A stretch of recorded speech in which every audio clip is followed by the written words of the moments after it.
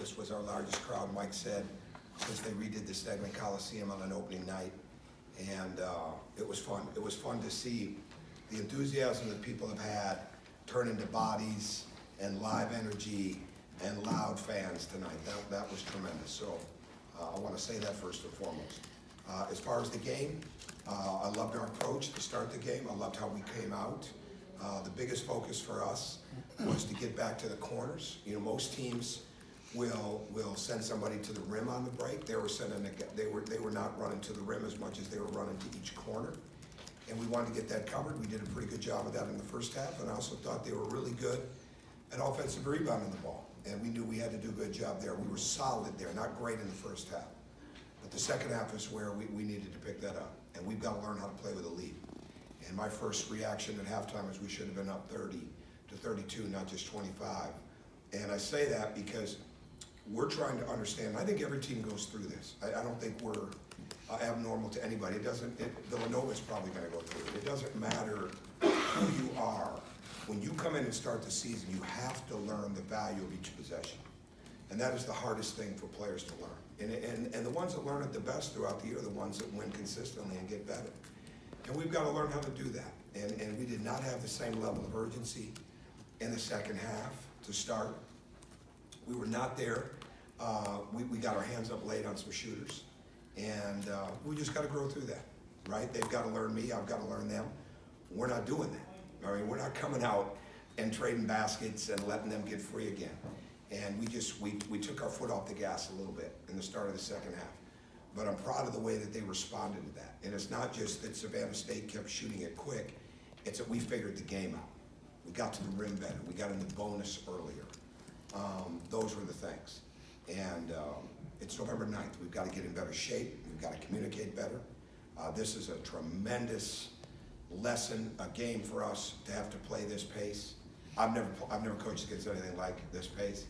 And we can learn from it, and we can learn what we've got to get better at. We had some very good individual nights, but we also have a lot of things that we can really improve upon. And I think that's the exciting thing, because all the things that we have to improve upon are very correctable things. The free throw shooting, the decision making, the two-hand rebounds, the blocking out, things like that are all things that we can get better at. Go ahead. Questions? Coach, just with the tempo tonight, how, if this being the first official game, how close was this to the tempo that you want to see from this team? Oh no, we don't want to play. No, we wanted to play. We wanted to try to create the pace our way, but they make that very hard. And especially, they do a couple things really well. When they score, they jump into the press, and they're excellent with it, and they bring the traffic and the pressure. But when they miss, they come up and they jump up on you with two people. So we didn't do as good a job. We could have had easier baskets if we get it out a little bit better, get it thrown ahead a little bit quicker, and attack through the middle. And so I'm okay with playing really fast. We just want to play with more efficiency. We want to get the ball reversed even quicker. And I think you saw a little bit of what we can become as a shooting team, not just a team, or what we have to become. We have to become more consistent, with our shooting. We have to keep looking for threes. We have the NBA line down in our practices, really since March 19th we put an NBA line down. We have a 4-point line down for our downhill drives, but we don't get to travel with those lines inside of the game. We had way too much slippage tonight with being spaced at the college 3-point line, all right, or just slightly behind it, rather than really giving us that footwork and space that we need. I look at that and I know that we just got that much further to go to really get our understanding of spacing down, to get our movement of the ball, our movement without the ball down, and our ability to keep attacking and recognizing what the game has given us. So in answer to your question, the better we get at understanding those things, the more we stay locked into what a team wants to do, and that team wanted to shoot it quick, the more we can play a pace that fits us. Coach, coming out of that timeout after Savannah State had cut it to 9, Turtle Jackson hits a 3, gets a steal, momentum changer. He kind of had that sort of presence against UAB. Is that the kind of role you expect him to play, and will he be more assertive shooting the 3 on other occasions than just clutch moments? He should be. Yeah, I mean, we want threes. We just, in tonight's situation, we wanted to get the ball through the middle of the zone. because where we wanted to get it, we wanted to get it on the wings, slots in the high slot, high wing area, or get behind it in the corner, not necessarily for a corner three, but for a cut, try to get off the top, because it was so easy for them to match up if it got back to the top. I think for him, we want him to be aggressive with his shot. We want him to look for the three.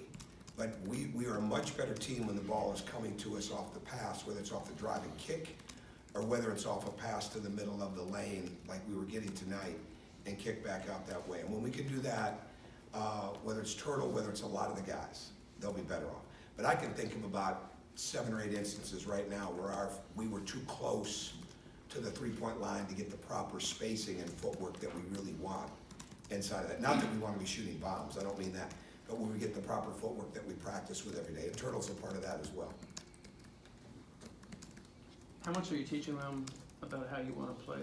I saw you kind of waving your arms, telling them, let's get moving down court faster. I think so, yeah.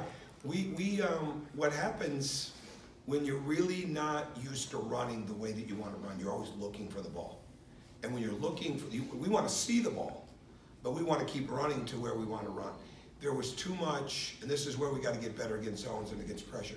There was too much running to a wing, or we did a pretty good job of staying diagonally apart from each other, but we didn't go through the middle. I think there were times we didn't realize, but we could just attack this pressure, right? That's when we wanted to set a screen at midcourt. And there was a little bit too much standing and looking rather than catch it, look middle, reverse it, attack, get it up the court. And what happens is you got guys waiting on the ball or coming to the ball rather than letting the ball find them because of where they're spaced or where they're cutting. So that's a huge part of where we want to get with our pace, where we want to get with our play. And yes, I mean, until we want to get it down the court, but we don't want to catch it just on the wing and look in and the offense starts from there. We want to keep the game moving as much as we can.